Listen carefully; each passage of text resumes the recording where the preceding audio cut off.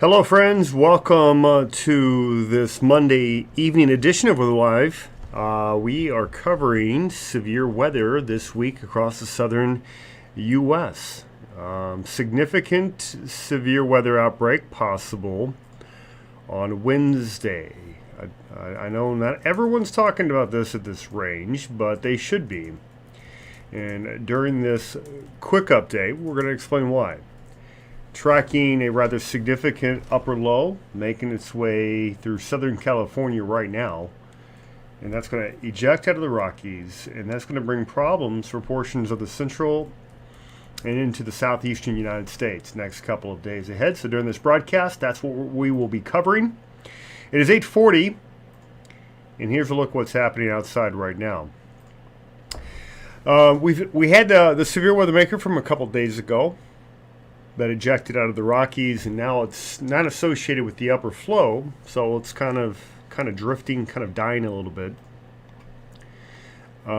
This system will continue to weaken, but the next one is the one that we're watching, as you can see here in Southern California.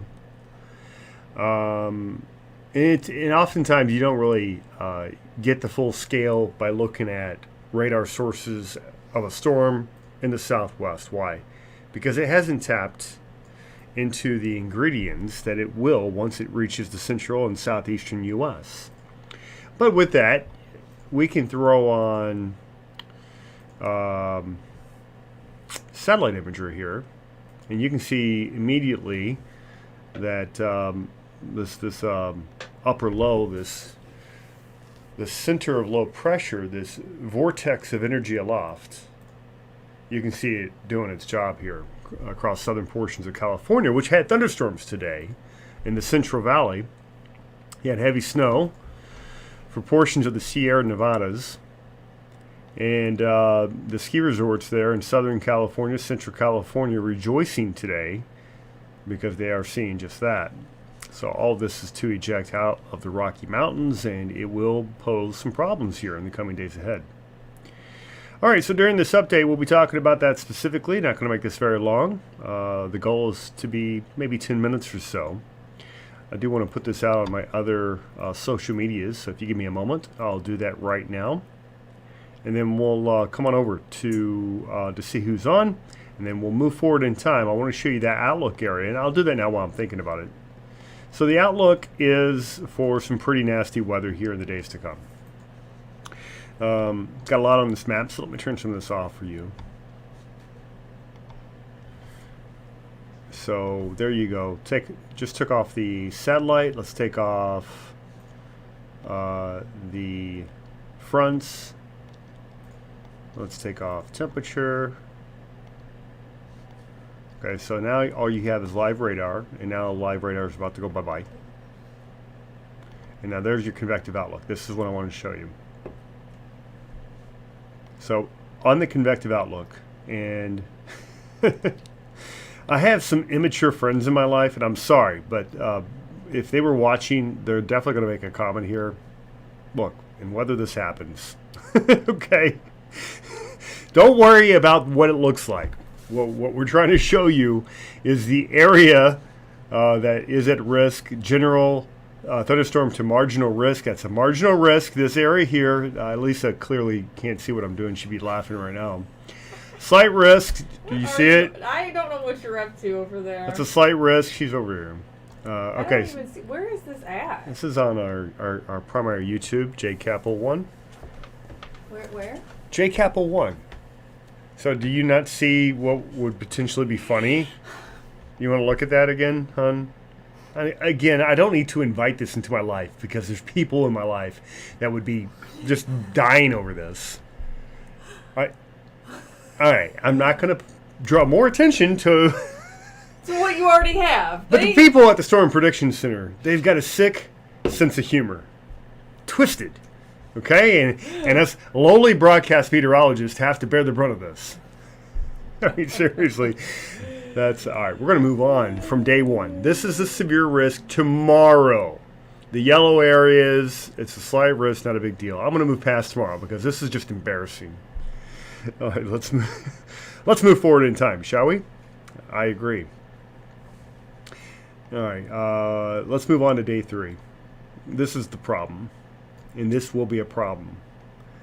Okay, so not only on day 3 do they have a very large flight risk, which is in the yellow. I've already identified an enhanced risk of severe weather 3 days out. It includes Memphis to Montgomery, Birmingham's in there, Jackson, Mississippi. And honestly, at this range, I think it's 100% warranted. So we're looking at a rather significant looking system as we head on into that range.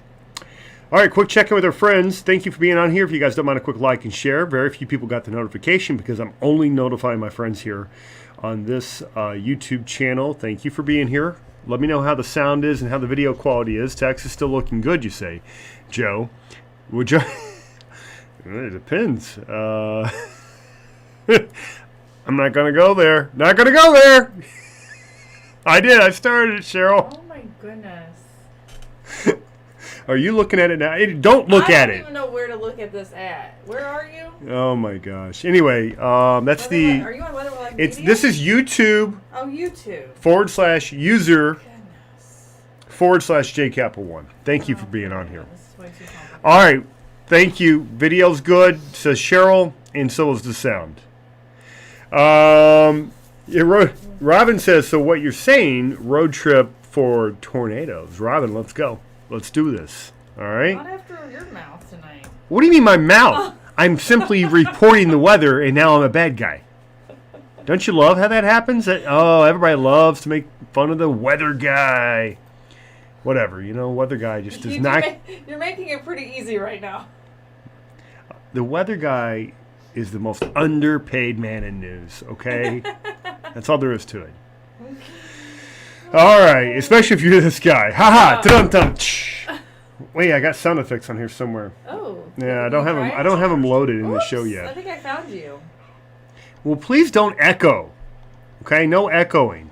Give me a second. I've got to get this. Oh my gosh. You see it now, right? All right, we'll go back to that before the show's over. Gosh. All right, scratch 10 minutes on this. It's going to be at least 15. Okay, we've been distracted. All right. So severe storms coming to parts of the southeast. Let me get this out real quick.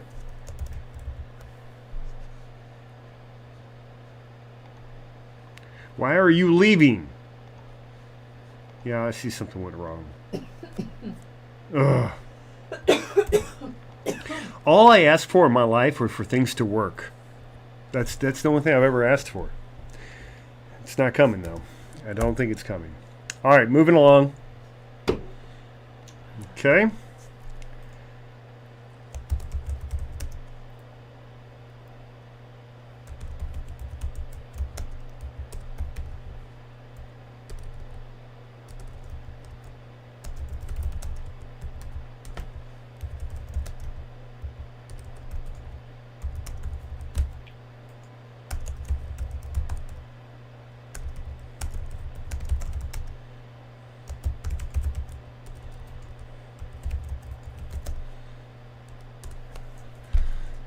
All right, I've got it together here, sort of, almost.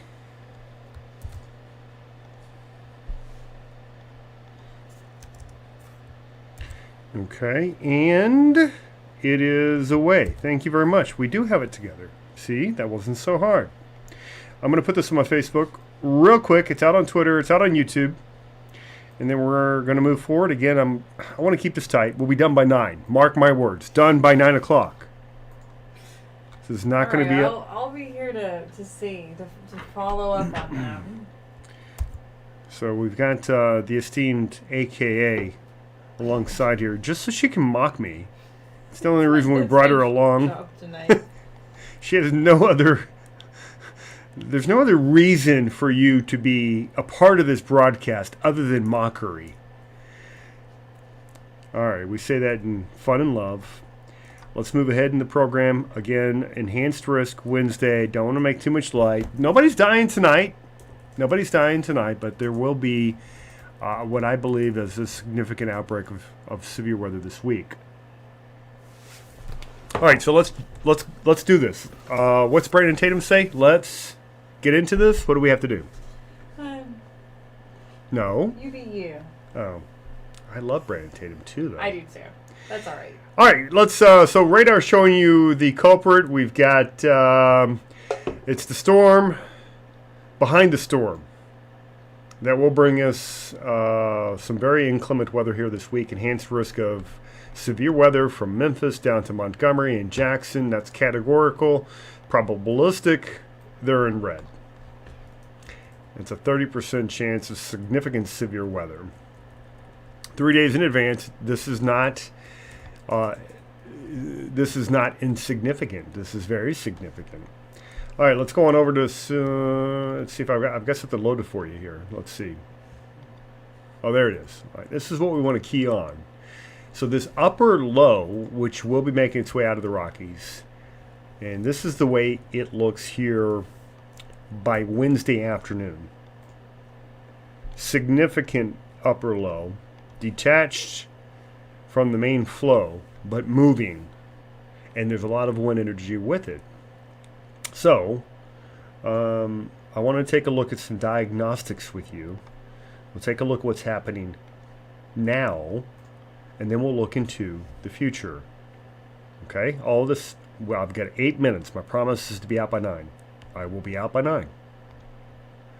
Okay, so here we go.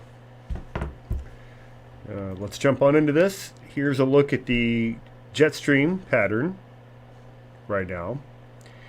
And we have a split flow where the northern branch is way north into Canada. We've got 2 areas of low pressure here. You've got the one that's already ejected. This is the one that was responsible for severe weather in the Texas Panhandle on Saturday. That one's out. But then you have a second one behind it, and this is the one it's got a lot of energy associated with it, and then it's going to eject out as well. As it does so, it's going to be able to pull up moisture already streaming in advance out of the Gulf of Mexico. And that combination of Gulf of Mexico moisture, the warmth that we're getting. Hey, guys, it's almost spring. Days are longer. The warmth is returning. We're going to have all types of instability. I think we're going to have more than sufficient. The question is how much heating do we see? So here's a look at that California low. And let's just jump right on into Southern California here. Here we go. Come back. Okay, and here it is as it is approaching the Four Corners. So that's that upper piece of energy that's going to swing through the Southern Rockies. It's going to eject out into the Southern Plains.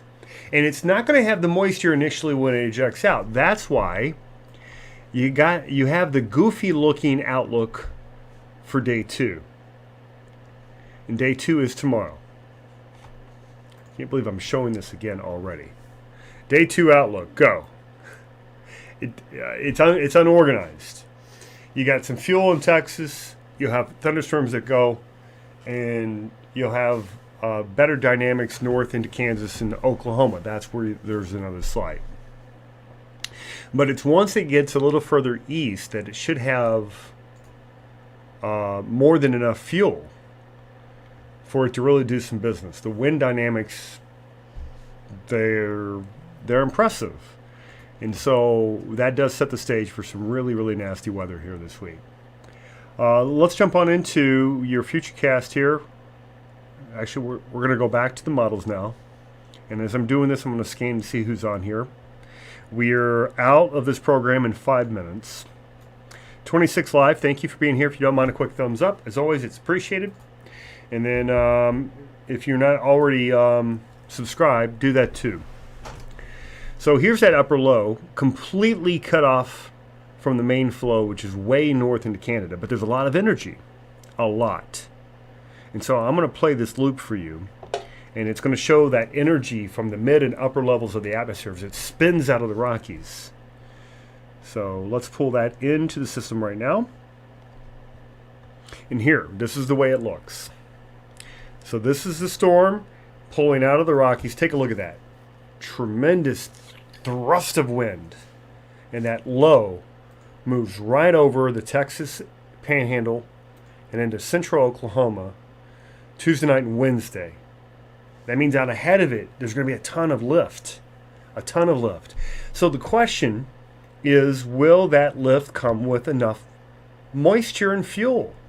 These thunderstorms, while you can have all of the wind dynamics in the world, nothing will happen if you don't have moisture and warmth. So moisture and warmth, if we can bring it together in one metric, we can do that with what we refer to as CAPE, convective available potential energy.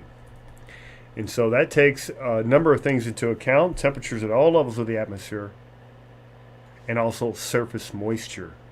And so what we're looking for here for areas of yellow to orange. Yellow is 1,000 units of CAPE. Make that, the darker green. But once you get into the yellow, you're 1,500, you're to 2,000. And so this is during the day on Wednesday. So you have that tremendous wind energy aloft. You got moisture surging out of the Gulf of Mexico. The only question I have at this point is, how much sunshine do we see during the day on Wednesday? If you see significant sunshine in the states of Arkansas, Mississippi, parts of Louisiana, and into Alabama, if that area sees significant sunshine, this thing's going to blow up. And you're going to have nasty, violent tornadoes. You mark my words. If it doesn't, and if they were able to remain clouded over, severe risk is still there, but it's going to be on a much lower end. So you're talking about wind, hail, and a few tornadoes. So really, I see all the ingredients we need. The only question is heating. And you just have to wait. You have to get a little closer to it. And there's a lot of nuances when it comes to heating, when it comes to cloud cover, when it comes to rain and shower production that you have to kind of get to before you figure it out. It's 8:57. That's the diagnostics of it. I'm going to show you a future cast now. We're going to walk you right through the rest of this risk. Again, I'm just trying to give a heads up to those that are interested in weather, and certainly those that are in this region. If you live there in the South, Dixie, heads up, 2 days from now, I think we're looking at a pretty significant severe weather event. Here's your future cast. This is the high-res NAM. Wednesday morning is here. You can see the main front. I would be concerned up along that warm front. Even into Tennessee, could you have supercellular type thunderstorms capable of producing tornadoes, and maybe strong ones? Yeah, I think it's possible. So that's what we're watching for you. The day of interest is Wednesday. Beyond Wednesday, it does move to the southeast. I think parts of the Carolinas could be seeing severe weather here on day 4. But again, I'm not going to focus on that, being that we're as far out as we are. But here's a look at the area that could be affected by day 4. And so out here, Virginia Beach, Charlotte, Savannah, Jacksonville, and into the Florida Panhandle. All right, that's it. It's 8:59. I'm done. I'm going to take questions, though, and then we'll formally wrap this up. Thank you for being on here. Got a nice little crowd. If you guys don't mind, smash the like button for me, and be sure to subscribe if you haven't already. Check the notification bell if you want to know when we go live. And, of course, we will go live much more frequently when, for lack of better words, shit hits the fan. That's it. That's when we go live. So thank you for being on. Joey, Donnie, and Robin. Love you guys. Miss you. There's Jim, the professor in the house as well. And Cheryl Evans. So watching the southeast for severe weather this week. I'll follow this up with another update tomorrow as we get a little bit closer. But again, I think we might be looking at the first significant severe weather event of the season. So, guys, thank you for being here. As always, Lisa and I will be back with regular programming, our 8:45 program, news, weather, and politics. We say 8:45. We mean 8:45 to 9 o'clock-ish. We'll be back tomorrow night. Thanks for being here. Guys, have a great start to your work week, and we will talk to you soon. Let me hit the magic button here and see if it takes us to the closing credits. Thanks to all of our patrons out there, by the way. Talk to you guys soon. You got off the